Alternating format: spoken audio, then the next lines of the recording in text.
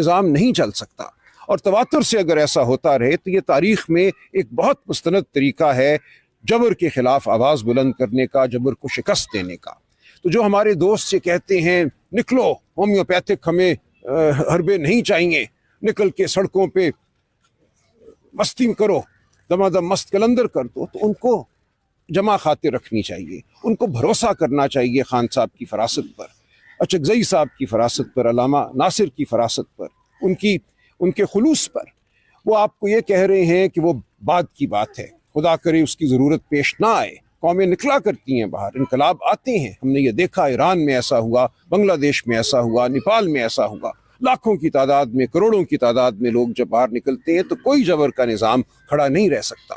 لیکن اس میں تعمیر کا عنصر بھی ہوتا ہے اور تخریب کا عنصر بھی ہوتا ہے۔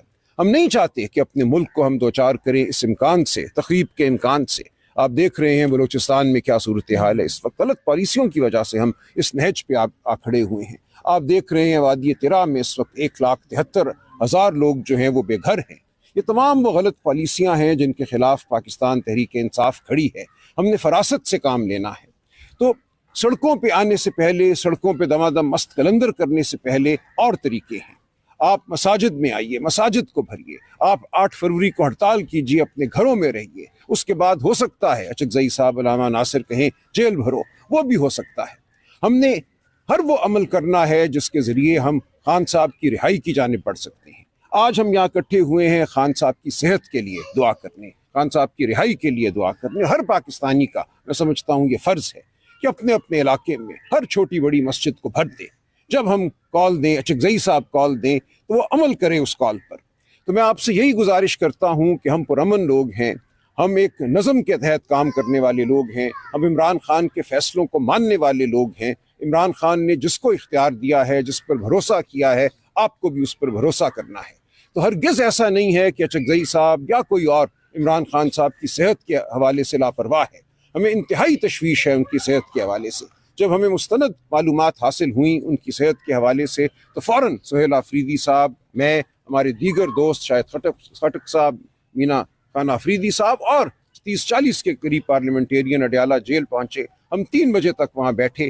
ہم نے ڈاکٹروں کو بلوایا، شوکت خانم کے ڈاکٹر صاحب کو، عاصم یوسف صاحب کو ہم نے بلوایا، خرم مرزا صاحب جو مایا ناز آئی سرجن ہیں ان کو ہم نے وہاں بلایا، لیکن اس جبر کے نظام نے ان کو نہیں دیکھنے دیا عمران خان صاحب کو۔ 3 بجے ایک مشترکہ فیصلہ ہوا کہ اس دھرنے کو اب سپریم کورٹ کی عمارت کے باہر منتقل کیا جائے۔ اگلے دن صبح ہم 9 بجے اٹھ کے اڈیالہ جیل سے سپریم کورٹ آئے اور سارا دن وہاں بیٹھے۔ وہاں چیف جسٹس صاحب سے میری ملاقات ہوئی، اٹارنی جنرل صاحب سے میری ملاقات ہوئی۔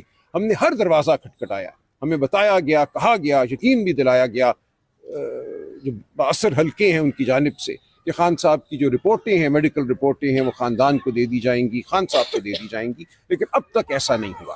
تو اب ہم کل انشاءاللہ اسلام آباد میں آپ دیکھیں گے ہمارے تمام جو پارلیمنٹیرینز ہیں قومی اسمبلی خان صاحب کی رہائی کے لیے، اس ملک میں جبر کے نظام کے خاتمے کے لیے۔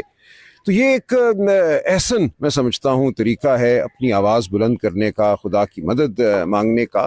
اور ہم تمام پاکستانیوں کو کہتے ہیں کہ دعا کریں، مسجدوں کو بھریں۔ 8 فروری تک ابھی 7 دن